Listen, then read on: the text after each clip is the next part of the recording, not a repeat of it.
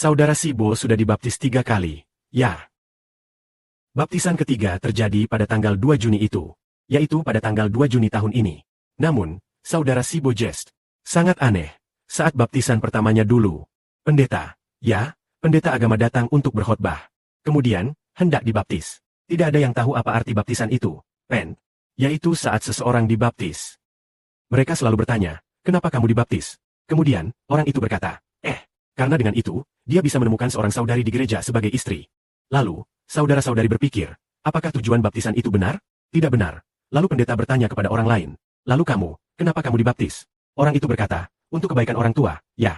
Apakah baptisan itu benar? Ya, itu juga tidak benar. Kemudian pendeta bertanya lagi kepada orang lain, lalu kamu, kenapa kamu dibaptis? Orang itu berkata, ibu saya yang menyuruh saya dibaptis. Dulu, apakah saudara-saudari membaptis dengan cara seperti ini? Memang selalu begitu, kan? Dengan baptisan seperti ini, apakah makna aslinya dipahami? Tidak dipahami. Semua jadi bingung. Jadi, dengan kebingungan itu, dalam agama ketika dibaptis, mereka juga tidak tahu apa artinya. Berbagai macam penjelasan bermunculan. Kemudian, apakah ada yang pindah ke agama lain yang namanya Saksi Yehova, di mana mereka dibaptis, dan secara konsisten menyebutnya baptisan, sebagai menjadi bagian dari agama mereka? Saudara-saudari, apakah itu menurut kalian benar? Orang itu berkata, saudara-saudari, kamu sudah dibaptis. Mulai hari ini, kamu akan menjadi bagian dari gereja kami. Maka, apakah saudara-saudari merasa bahwa dengan baptisan, menjadi bagian dari gereja seperti itu, apakah itu berarti diselamatkan atau tidak? Saudara-saudari, ternyata tidak diselamatkan. Jadi, sebenarnya, apakah baptisan itu untuk seseorang dalam agama tertentu? Ataukah baptisan itu, apakah untuk bisa menikah atau justru karena baptisan itu sendiri, untuk kebaikan orang tua? Bahkan ada seseorang yang berkata, pendeta bertanya, kenapa kamu dibaptis? Dia berkata, karena prestasi yang tinggi, ujian sudah mendekat. Karena dengan baptisan, saya bisa lulus ujian. Semua itu salah. Jadi, sebenarnya, mengapa kita dibaptis? Kita tahu bahwa Tuhan Yesus Kristus telah menetapkan salib kematian pada waktunya. Salib kematian itu, apa sebenarnya yang hendak ditetapkannya? Yaitu untuk menetapkan hukuman atas dosa. Maksudnya, ketika seseorang meninggal, dosa tidak lagi dapat menguasainya, kan? Betul, bukan? Begitu seseorang meninggal, dosa itu berhenti. Benar-benar berhenti. Jadi, Tuhan Yesus Kristus, dengan salib kematiannya, apakah kita yang percaya kepada Yesus tidak sama dengan menetapkan salib kematian bersamanya? Orang yang percaya kepada Buddha memiliki keyakinan, tapi orang yang percaya kepada Yesus, yang memandang Yesus dengan penuh harapan, apakah salib kematian Yesus itu adalah salib yang ia tetapkan untuk dirinya sendiri? Untuk dosanya sendiri? Atau untuk dosa kita? Untuk menetapkan hukuman atas dosa kita? Untuk menetapkan dosa kita? Ya. Jadi, baptisan kita sama dengan mati bersama dengan Kristus. Saat kita dibaptis, melalui perintah umat Yesus Kristus, kita mati bersama Yesus. Mati bersama dengan Kristus. Maka, begitu kita mati, dosa tidak lagi menguasai kita. Oh, begitu hebat. Baptisan kita adalah penggabungan dengan kematian Kristus. Kata saudara-saudari.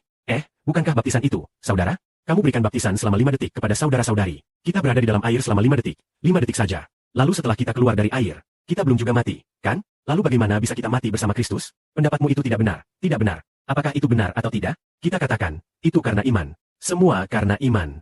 Karena iman. Kita bilang berdasarkan iman. Kita percaya berdasarkan iman. Percaya Yesus dan dibaptis. Kita percaya Yesus, yang mati untuk aku. Jadi untuk menunjukkan kita mati bersama Yesus, aku mandi dengan air selama 5 detik. Waktu ini dari sudut pandang Tuhan dan Kristus. Harus ada iman. Maka dosa juga mati. Mari kita baca lebih lanjut. Dibaptis berarti masuk dalam kematian Kristus. Mari kita baca. Paulus berkata, jadi bagaimana kita harus berkata? Haruskah kita terus berbuat dosa supaya kasih karunia bertambah? Tidak sama sekali. Kita sudah mati terhadap dosa. Bagaimana mungkin kita masih hidup dalam dosa? Tidakkah kamu tahu kita yang adalah tubuh anak-anak Allah telah mati terhadap dosa? Dalam Yesus Kristus. Dibaptis masuk dalam kematiannya? Membaptis berarti masuk ke dalam nama siapa? Atas nama Yesus. Kita dibaptis berarti mati sama dengan dosa yang diberikan setan kepada kita. Kita tolak. Kita tolak kehidupan dosa yang diberikan setan. Kita tolak dosa yang ditanam setan di hati kita. Dan dosa harus diputuskan, dimatikan, lalu menerima kematian lebih dalam. Masuk ke dalam kematian Kristus. Ketika sudah masuk nama Kristus, Kristus telah mati, bangkit pada hari ketiga. Setelah bangkit, semua yang percaya dan menerima iman pasti diselamatkan.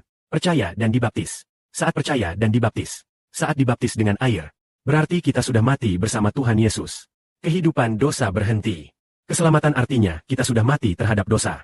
Sudah percaya, sudah dibaptis. Baik, karena sudah mati kepada dosa. maka Roh Kudus dimasukkan ke dalam dirimu. Jadi kita punya kehidupan baru. Harus mati dulu, agar bisa hidup. Kita sudah mati kepada dosa. Kehidupan dosa berhenti. Lalu, apakah Tuhan Yesus memberikan Roh Kudus kepada kita? Tuhan Yesus memberi Roh Kudus kepada yang percaya dan dibaptis. Roh Kudus adalah kehidupan yang dilahirkan kembali. Jadi setiap orang yang sudah dibaptis dan percaya kepada Tuhan, saat menerima Roh Kudus, apakah kita menerima roh yang baru? Roh ciptaan baru? Itu roh ciptaan baru. Roh baru ini belum pernah dilihat siapapun, tapi bisa dirasakan. Segera setelah dibaptis, dia yang percaya kepada Tuhan mati. Tuhan akan memberi kita roh dari Allah. Roh itu tinggal di dalam kita. Jadi dia menjadikan Roh Kudus dalam kita sebagai kehidupan yang dilahirkan kembali. Dulu itu adalah kehidupan lama yang sudah mati. Kehidupan lama itu dikendalikan oleh roh lama. Roh dosa yang mengendalikan dosa telah disalibkan. Kita percaya. Maka itu artinya, dari sudut pandang iman, kita sudah mati. Kehidupan dosa sudah mati setelah dibaptis. Dari sudut pandang iman, karena percaya kepada Kristus, Ia memberi hidup kepada kita. Maka kehidupan baru kita hidup kembali. Jadi semua orang yang di dalam Tuhan Yesus mendapatkan kehidupan yang dilahirkan kembali. Roh Kudus benar-benar masuk ke dalam kita. Semoga hormat dan kemuliaan bagi Bapa dan Tuhan. Amin.